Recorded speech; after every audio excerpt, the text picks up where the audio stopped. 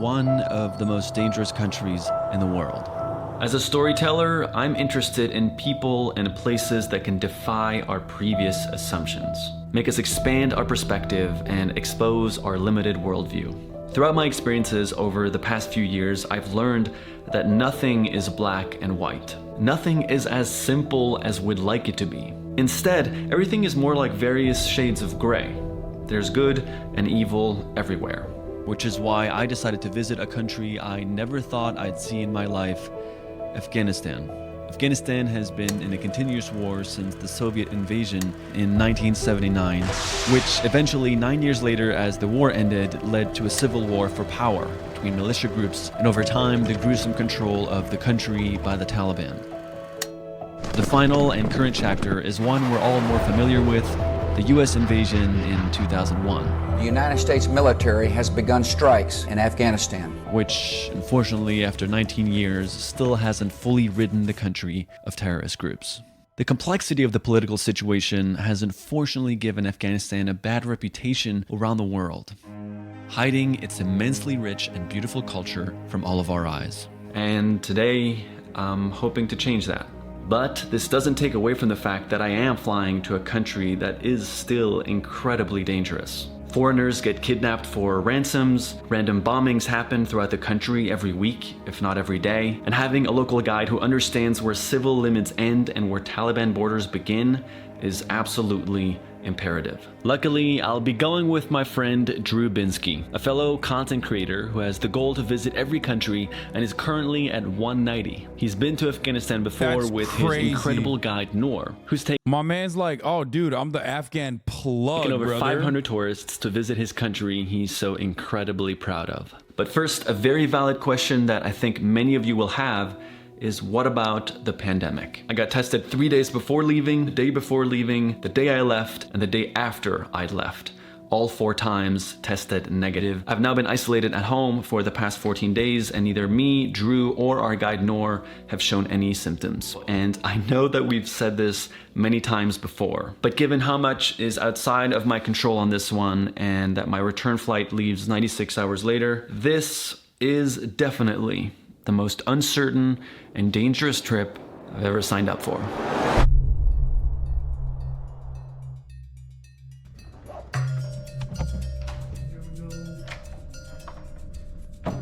Yeah, I watched Drew Binsky's videos. He's also great. In the world, supposedly, it's about to begin. I'm feeling very, very nervous. I woke up to a lot of missed calls from family trying to persuade. I wonder if he's gonna debate all the people that he meets there about why, you know, women are wearing like head veils and stuff. Like, why are they wearing the burqa? Not to go. For now, though, time to catch this flight at the middle of the night. Wait, he doesn't? Oh God, he must be a lover of the Taliban then. He must be a lover of the Taliban and a hater of women's rights, I suspect. He should be basically giving positions for drone strikes for the American military. If he's not doing that, then sorry, sweaty. Kind of gross. Seems like a tank. Unfortunately, sorry for showing you guys this. Yeah. I bet you his analysis is just America bad. I looked down and I remembered that I was wearing love over fear, and took a moment to think about, what does that mean in this moment? I feel like this trip fully embodies fear. You want to know how much I like these guys instantly? They do this corny ass shit about their merch, and it seems like in every one of their videos, and I'm not even cringing for a second. I'm literally invested. I think he is going to show that love conquers fear in this video, that he's fearful of Afghanistan, but his love for being uncomfortable is going to help him conquer that fear. Google Afghanistan and all you see is explosions, is terror, is misery. And on top of that, I've never had this much backlash on any trip that I've ever done. It's not just fear in the news, it's also fear from people around me, and then obviously fear within myself. I can sense my own ignorance already because I'm afraid. I'm sitting here and I feel completely different from all of these people. And so for me in this moment, love over fear means surrendering to the truth that humanity is inherently good.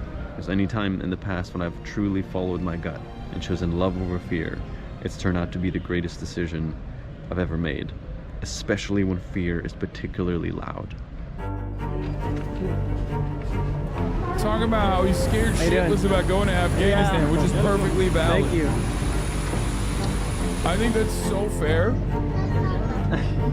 Yeah. Yeah. Hello.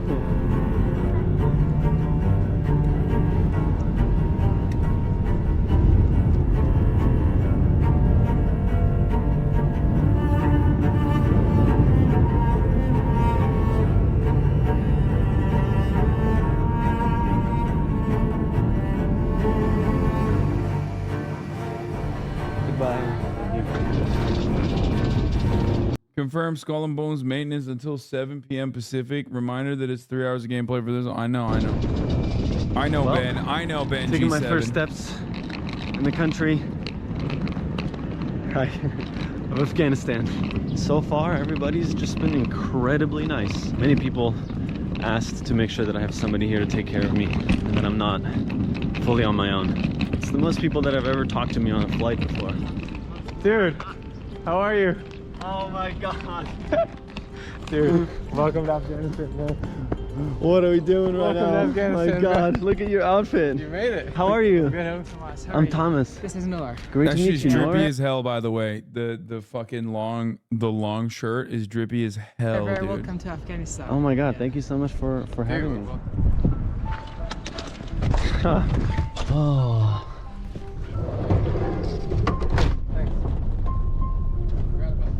Welcome to Herat.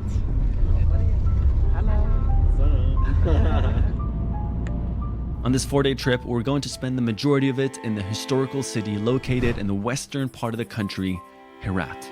Herat is the third largest city in Afghanistan and felt like the perfect city to get a first It's a short Peran, glimpse not a into the thobe. country.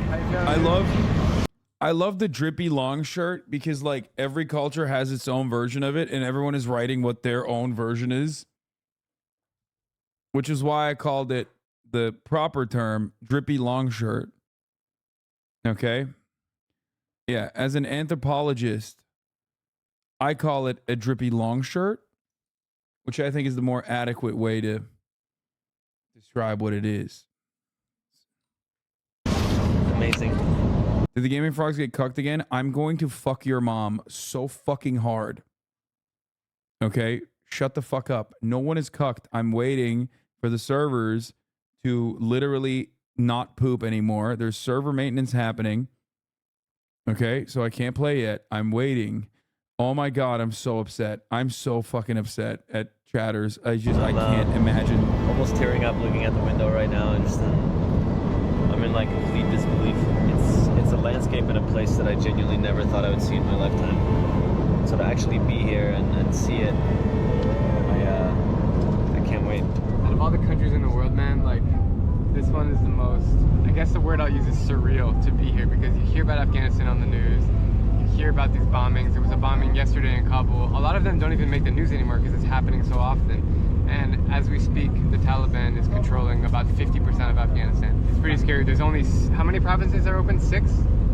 Yeah, 6 to 7 provinces for now. Out of how many?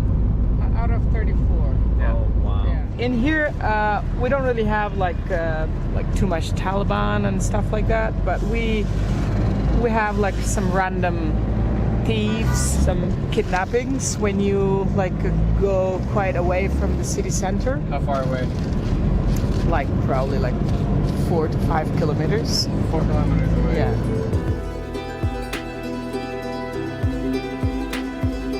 Kind of look like Ryan Gosling there. Not to glaze my boy up a little bit, but goddamn, dude. Yes Theory looking real good right now.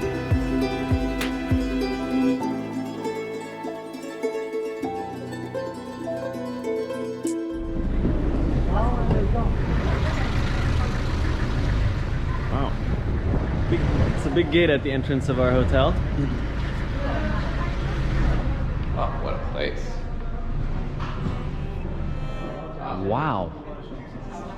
Oh, look at our hotel in Herat. Huh. Thank you. 308. Wow. What are we doing now? All right, I got your traditional Afghan outfit here. And For me, like the worst part of traveling to different parts of the world like this is that like I would be so fucking annoyed if I didn't have my comforts. Like I it's probably a super basic. I mean, I know it's a super basic take, and I'm sure plenty of people feel the same way. But like, you know, this is like this 100% I'd be annoyed with. I'm so spoiled. I'd be like, oh, my Wi-Fi doesn't work. You know what I mean? This sucks. Don't admit that. There's no Uber Eats. I'm just telling you how it is. I'm being fucking. I'm recognizing that I'm a Amerifat piece of shit. You know what I mean? Like, what do you want me to do? Lie and be like, dude, I would fucking kill it in that situation. It's like I would not kill it. I'm a Westoid. I'm Ameribrained. I'm Amerifat through and through. a matching blue turban for you. Amazing. Let's get you all This dressed. is step number 1 of blending in, right? It's kind of respect to the culture, to the outfit, and Yeah. people really like it. When they see you with this normal clothing, it automatically creates a friendly atmosphere. How do I not rip this? Yeah, it's sometimes tough to get it on. There's no burger in Afghanistan. Yeah, here's a couple things I would say though. Food wise, I don't give a fuck about the burger. I think the food would bang absolutely, especially because, no, I would not have an issue with the food. Food in a lot of places like this, food is like very hit or miss. I'm talking about Turkey, for example. If you go to a lesser developed part of Turkey, food is either going to be the greatest thing you've ever experienced in your entire fucking life, or it is going to be absolute fucking dookie burger, okay? It's going to be absolute doo-doo and nothing in between. It's either going to be literally the greatest thing you've ever tasted, and in order to parse through that, you need to have a local with you 100%.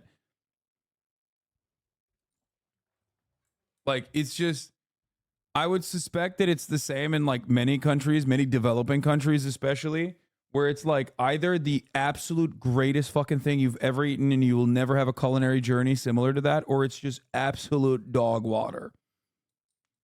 There's no mid. There's no like reliable mid.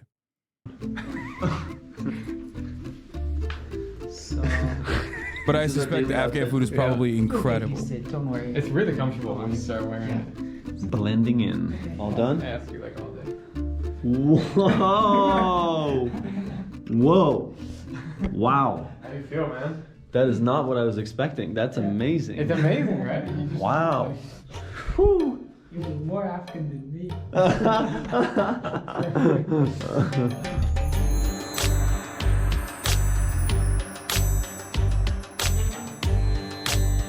He's dripped up, dude. Holy moly.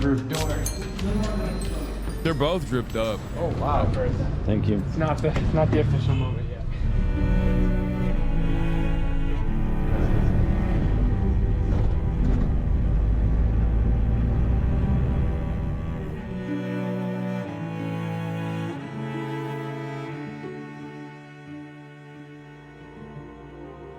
Wow. That's This beautiful. is the outside of the Friday Mosque of Herat.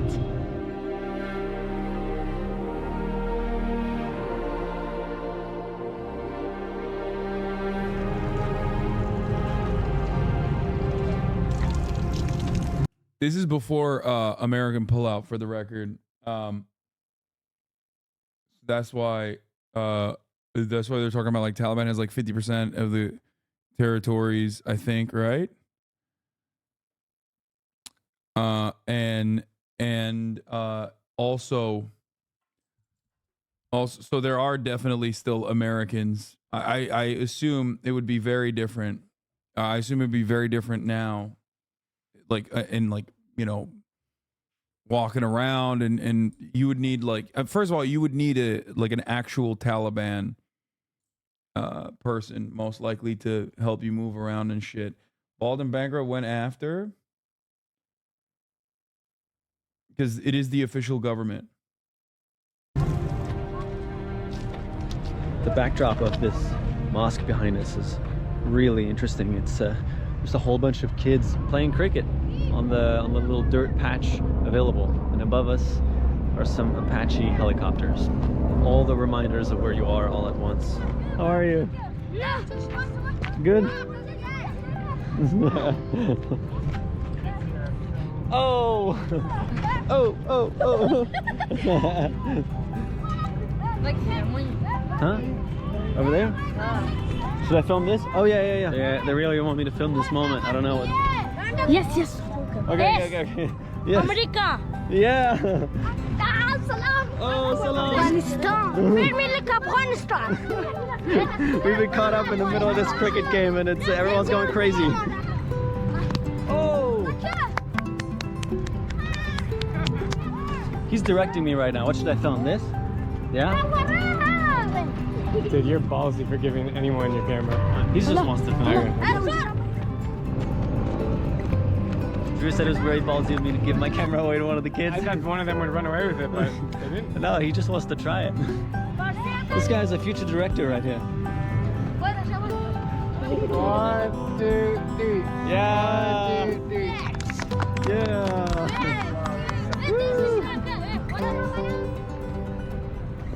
You are? Sweden. Sweden. Thank you very much. Thank you from Kandahar? Kandahar. Kandahar is very good. The Has are fire too.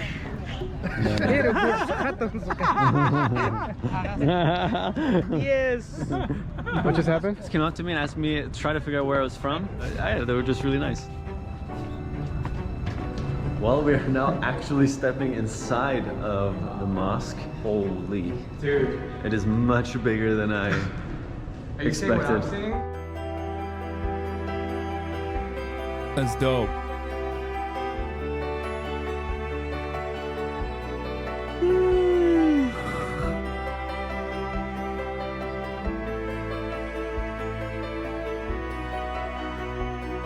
Say the Shahada, brother.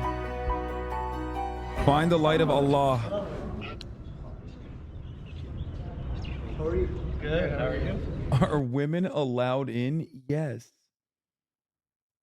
Yes. Women are allowed in mosques, chatters. Women are in a separate area, usually, but they are definitely allowed in. As far as rules goes, women have to have their heads covered at all times, and you can't wear your shoes inside of a mosque. Where are you from? Sweden. Sweden? She's my mother and my sister. Oh, that's great. Hello. Good faith engagement, is that this is an ignorant American? Yeah, I see. There you go. Here's your What are you guys answers. doing here? Just visiting, or are you? Yeah, just visiting. Yeah. What can I do for you? Just Nothing, man. just say hello. Yeah, just hello. Nice Great to meet you. Nice to meet you. Yeah, amazing. Thank you. They're incredibly friendly. Like, he literally just asked the question, "What can I do for you?" Unbelievable. That's just part of the conversation here. Yeah, it's half and half for women and men. Like, I didn't grow up particularly religious, but when you're here and you have those shared experiences with people, it feels like the pinnacle of what the point of religion is, which is just connection and love and like caring for each other. Looking at someone in the eyes that has a completely different life than yours and speaks a completely different language, and having a connection. Those are the times where you have like a shared moment of humanity that like transcend culture, it transcends borders, it transcends language, it transcends belief. It's just like, hey, I have no idea what you have been through, and it's definitely completely different from what I've been through. But maybe that's a part of what contributes to us having like a moment of friendship, even though we can't even communicate with each other. Right. I feel like we've It's not like this now that the Taliban's in charge. I fucking doubt that they fucked up the mosques. I'm sure that this part is identical. The only difference is who your handlers are in that circumstance, in that situation. Yeah, why would it be any different? Yeah,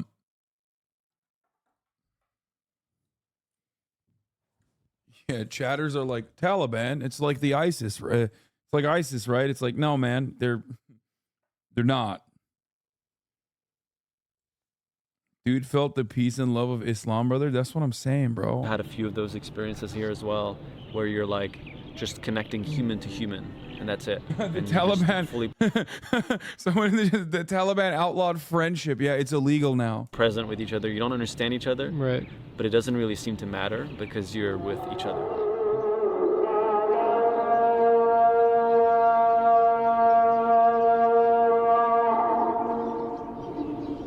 Yeah, I heard their takeover was swift. They outlawed friendship. They made it so that only bad things were legal and good things were illegal now.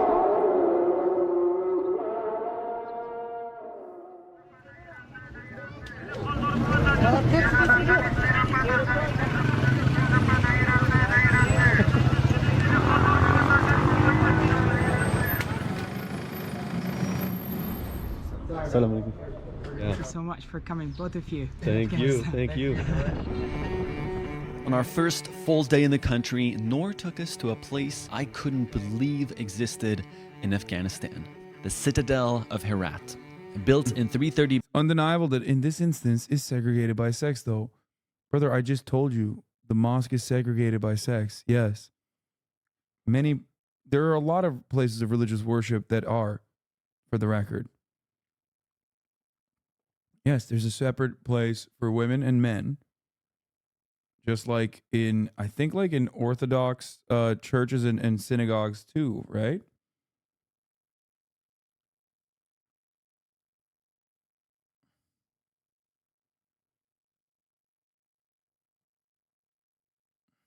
BC, during Alexander the Great's conquest of the Middle East and Asia, this citadel would serve as home to many rulers in the following centuries. Afghanistan was located right in the middle of the ancient Silk Road, where the east meets the west. So Herat and surrounding cities thrived from the international exchange of goods, knowledge, and traditions. This citadel serves as a reminder of Afghanistan's deep roots and its impact on the world. There are some military choppers flying above us right now. It's a clear reminder that even though we're here in this peaceful citadel, we are still in Afghanistan. And that's a reminder you get quite often as you drive around and walk around the streets with all the heavy military presence pretty much everywhere. We're not able to film any military because if you get caught doing that, it can be some serious issues. Very strange experience to have, to be in such a beautiful historical place and at the same time be reminded of the context of the country that we're in. So the caretaker of this citadel is opening the doors for us and taking us around. He just told us he likes our outfits. Everywhere you go, when you meet someone, they'll offer you tea. Yeah, without offering tea, it's like they miss something. Like they don't feel comfortable. He's offered us 3 times, so we finally took his offer. We finally took his offer. No, say, really say something. Come, wajah. I'm really curious to know what his experience was like when the Taliban. If they see you filming them, the Americans will bomb your wedding. If you're not getting married right then, ... they'll wait. Yeah. That's how it works. took The Taliban made offering tea to strangers illegal too, I heard. Yeah.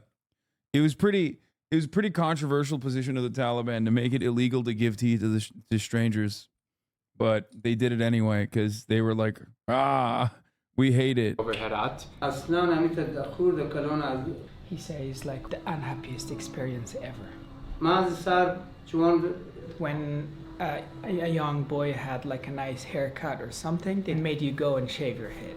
If someone like were trimming their beard, they put him in prison until the beard regrow, and then they would let him go out.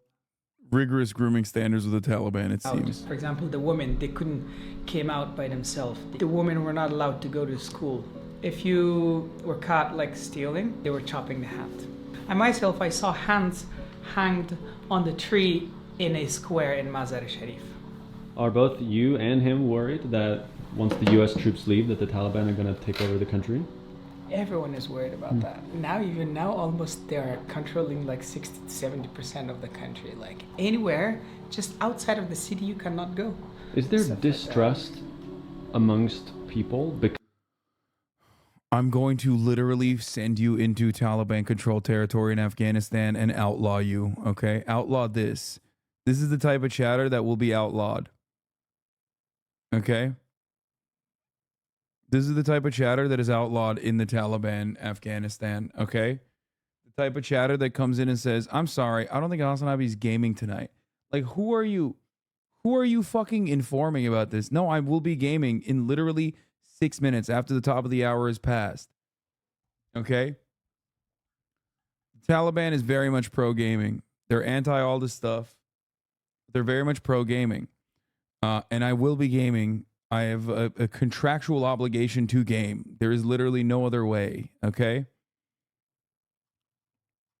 The 3-minute ad break is upon us, though,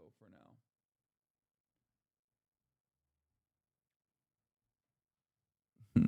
It's so wild to be like, hello, everyone in the chat. I am here to give you an announcement. Hassan is not going to be playing tonight. Because you don't know who collaborates with them and who doesn't? Yes.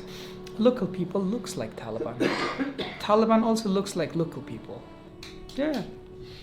So, just... Thanks for sharing. Teshikur. Thank you so much. Man.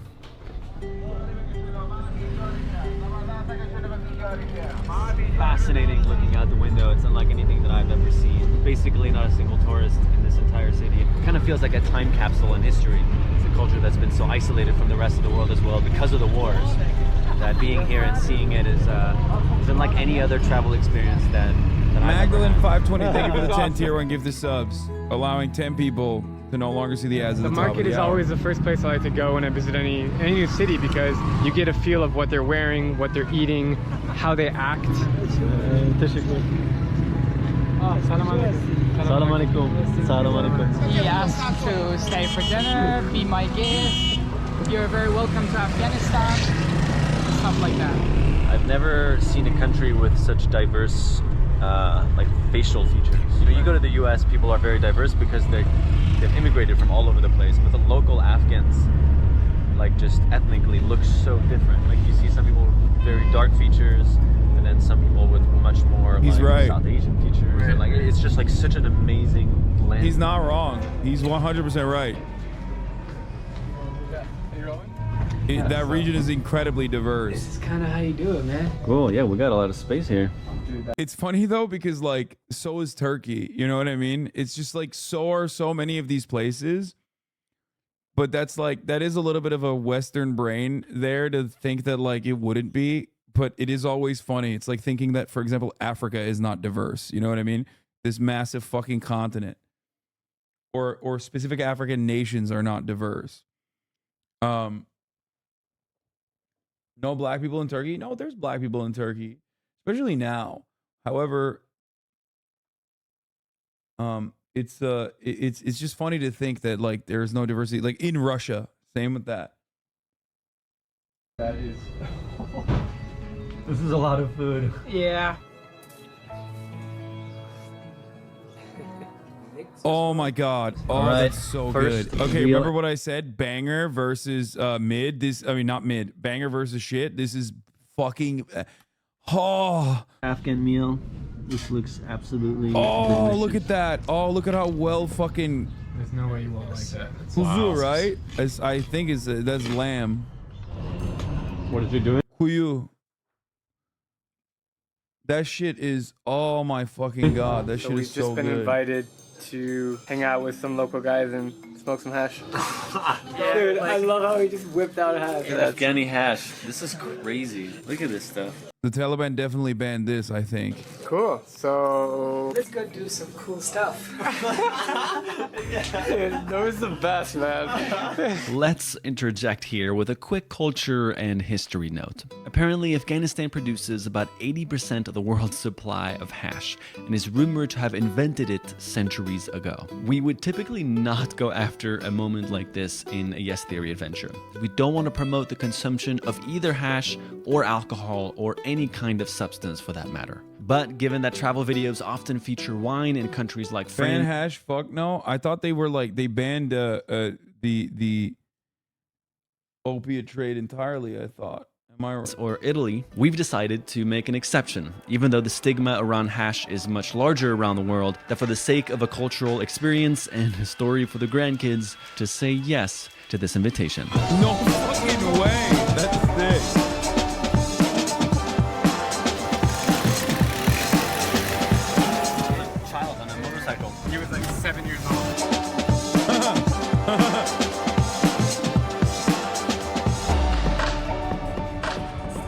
Well, we are walking over to our Oh, hash is weed.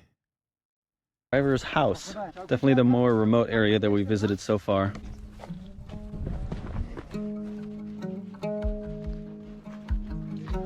Oh, dude.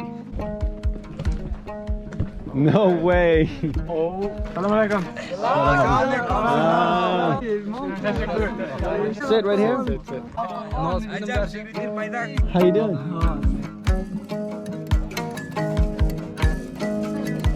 Not clearly not a drug addict. No. What are we doing right now? That's fucking sick, dude. Very good, nice. Yeah. Afghanistan.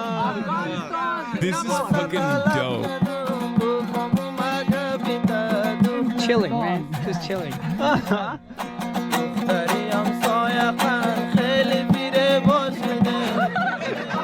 There's no other better setting that I would imagine having this kind of experience. It like literally just feels like. Bro, Drew looks like he's fucking zooted in the background, dude. he's looking kind of uncomfortable. Homies hanging out. He's like when the blunt hits and it fucks your shit up.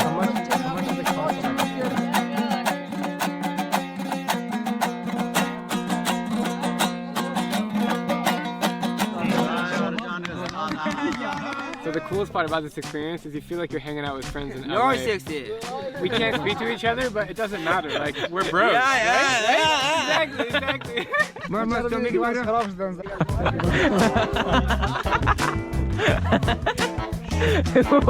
This is my love. Oh yeah? Yeah. Thank you. Well,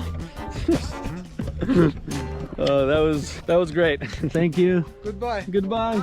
Oh my God, that was amazing. This is officially my new favorite channel, dude. This is Amazing. crazy. That Yes was so Theory is fun. fucking goated, Thanks dude. for bringing us. Are you okay with some pomegranate juice right now? Yeah, I would love some pomegranate juice.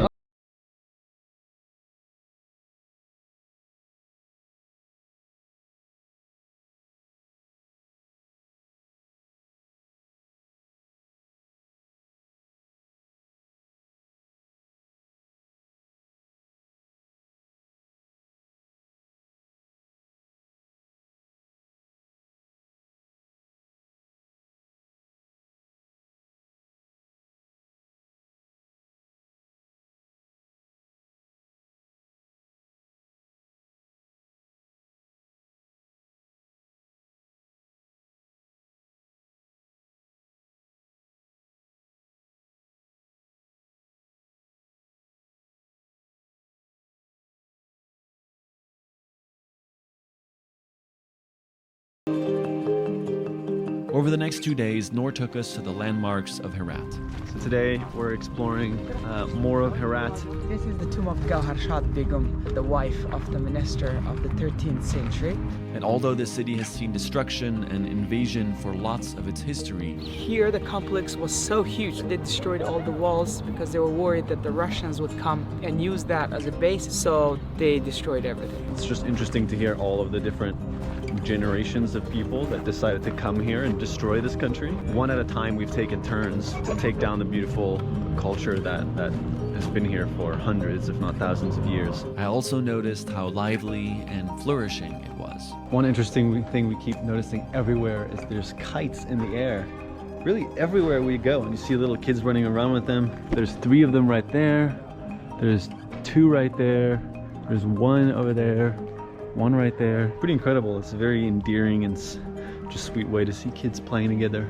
Everybody thinks Afghanistan is a really bad place, but I'm trying to tell them it's a very amazing place. Thank you so much. There are so few little people like you in the world. Thank you so much. So we have hope, we have energy, we have so talent in Afghanistan, and we're gonna make our country to a better situation. Every time I we thought he was ate gonna say, or we're gonna walked make our country around, great again. people would offer to have us at their houses with open arms. You guys look very nice, like with Afghan outfits and everything. And he hopes the time you're having in Herat, you will have a very good time. And he says if you want to come to our house, you're very welcome. Oh, that's so Yeah. sweet. That's so kind. But the best part of it was seeing the love Noor had for his country and history. Welcome to the shrine of Haja Abdullah Ansar, a philosopher and a poet of Herat during the 10th century. So the age of the stone out there, the gravestone that you see, that's like almost 600 years old. Off camera, Noor explained to us the challenging childhood he'd had and the one way that he thought Afghanistan could change: investing in education. His dream was to start a school for children left on the streets. So on the last night, we decided to sit him down to hear his story and surprise him by helping him make his dream finally come true. It's been amazing getting to know a little bit about you, and I just wanted to have a conversation a little bit about your experience. Yeah. Being here, it feels like the Taliban and just the terror is like a disease in a very special place. This war has been going on for, I mean, since you were born, right? I was born right in the middle of the war. Yeah, and I was raised in this situation. I was exactly born in the north of Afghanistan, a city called Mazar-e-Sharif. Yeah, the toughest moment was when Taliban came to Mazar-e-Sharif, actually. So as a very young kid, I saw lots of like dead bodies. And the day when Taliban came, I was like 11 years old. They took over all the areas and they were stacked at our village.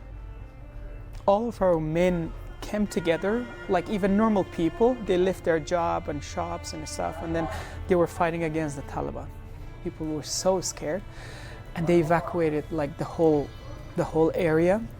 They all by walking, they tried to go and escape into the mountains of Charkent out there, but unfortunately, lots of them were killed and died between the city and the mountains because Taliban were shooting behind them. Lots of heavy artilleries. 25 to 30% of the people were killed like that on the way from the city to the mountain.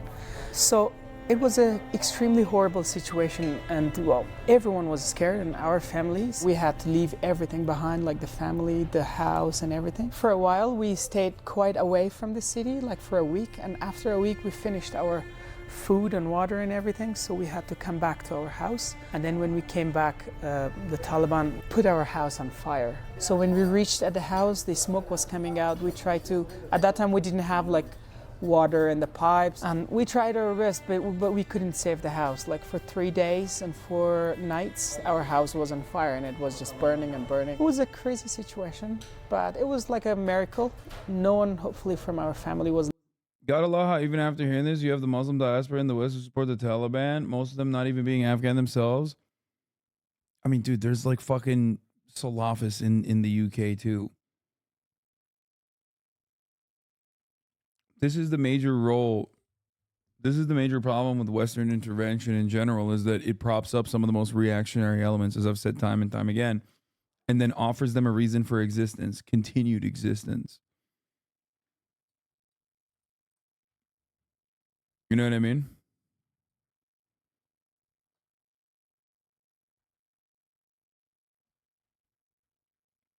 The Taliban and ISIS are enemies? Yeah, I know. I'm saying that, look, it is not a secret that the Taliban is a absolutely fucking reactionary sect. Like, that's not even a remotely controversial opinion. Like, what he's talking about with respect to Sharia and what it, or one of the more like rigid forms of Sharia in terms of like dealing with crime, for example.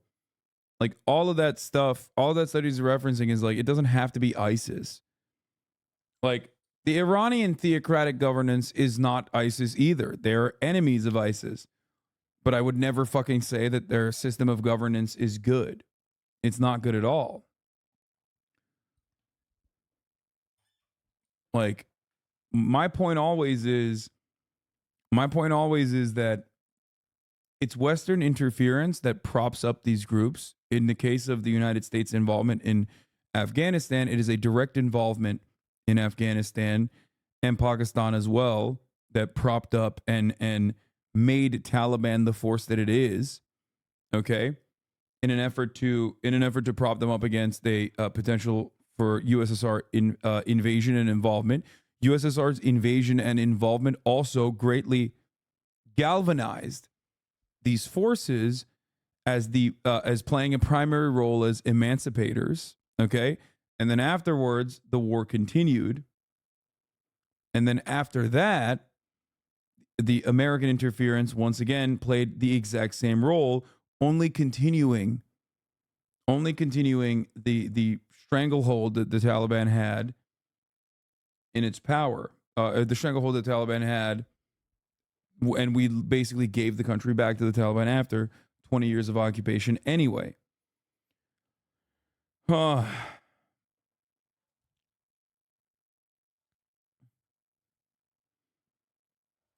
Afghan here, this is going to shock some people, but the Taliban have done more for Afghanistan in the past 4 years than America and the West did in the 40 years. If they could let women go back to school and include them in society, most Afghans would prefer them over the West a million times over. Yeah, I think some of the worst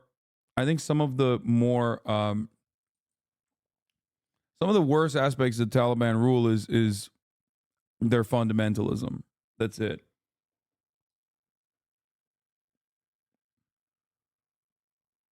But that's a major issue.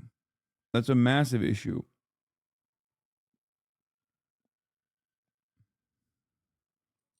Like the fundamentalism is not something to overlook. You know what I mean?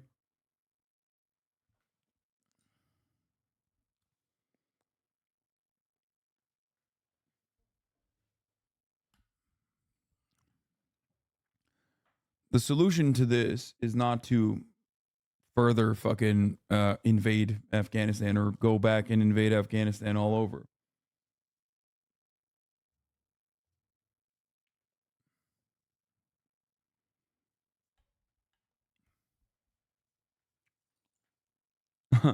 Pepito Tomato, if they stop oppressing 50% of the population, they're good guys.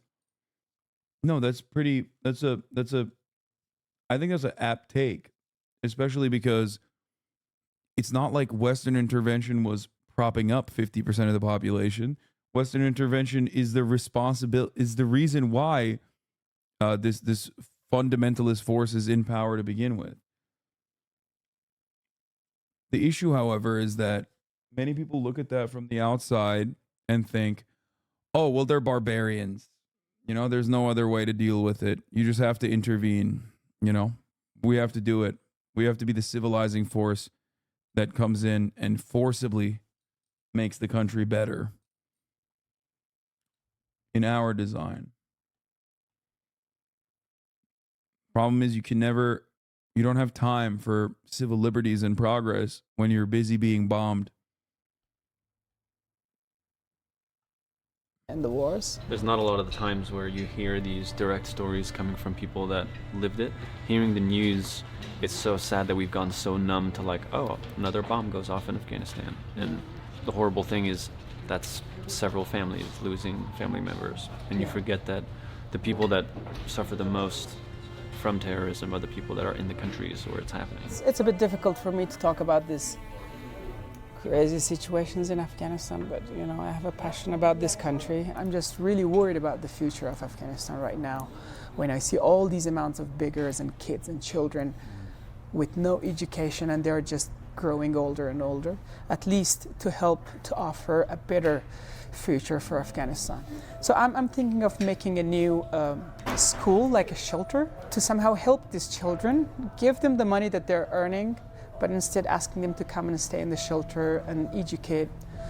And I have very good, network of my friends, people who are educated, and they want to volunteer to support these kids. And I'm really hoping at the beginning of 2021, we're having a shelter, because mainly I am trying to cover the kids who are like begging on the streets, no families, they're just left behind. But still, beside that, there are children who have families, but they're extremely poor. These two types, because they're really the future of Afghanistan and they really need support. So I went to bed last night and I was just staring up at the ceiling, and I was just thinking about this. Yeah, for those of you wondering, he successfully evacuated after America gave the country back to the Taliban. Like what you were telling me. I think he lives in Australia now or something. And they all really connected with the story as well. And as a part of this video, we're releasing Seek Discomfort clothing, and we would love to take some of the proceeds from that and contribute to your school. Oh my God, that I would thought be he was going to say, I want to give you this t-shirt. After that touching story, I was going to lose my mind. But yes, theory is better than that. Nice. And so we're thinking better. of bringing you $10,000. Oh wow, man, that's I can immediately buy like a piece of land for the compound. Is that true? Okay. Yeah. I already spent $4,000 to buy 400 square meters of land for the school, but still we need a lot of money for the walls, to build the actual house and everything. So my whole saving from last year was 4,000, and I separated that 4,000 for the kids, and I already bought a piece of land somewhere in Mazar-e-Sharif. So hopefully we're going to change that to a compound.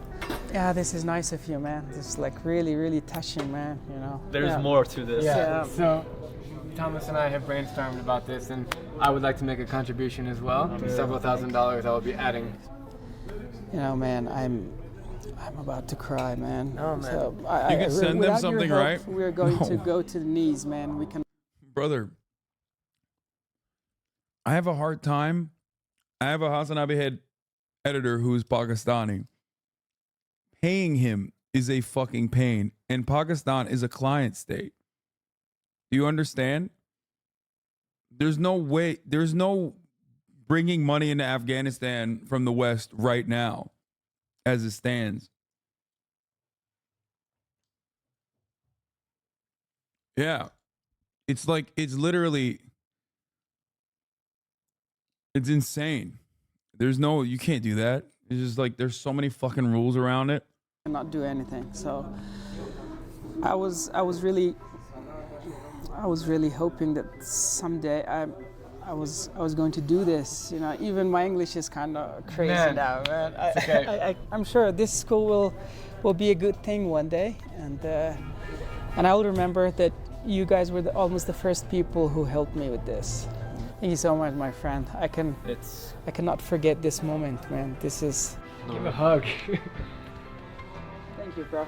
You're gonna make something beautiful, and I know it.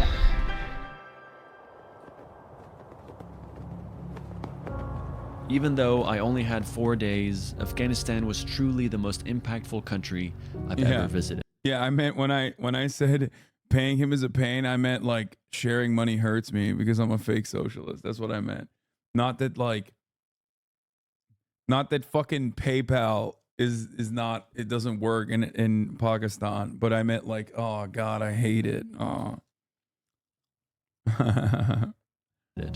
It might not show at the start of the video, but while boarding that first flight, I almost had a panic attack out of fear, basically questioning every decision I'd ever made up until this point. But deep inside, I knew my gut was telling me to go. Because I think today, more than ever, the world needs positive stories that bring us together. I'd never felt so welcomed before. People were so incredibly friendly, and I'm excited to hopefully come back one day and see more. As you heard, there are obviously lots of challenges this country is still facing. But I do think that it is resilient and compassionate people like Noor who have the ability to create the positive ripple effect of change the country needs. Offering Noor $10,000 to help start his school was honestly a split-second decision I made after feeling so touched by his story. But I knew I'd regret leaving the country without offering tangible help.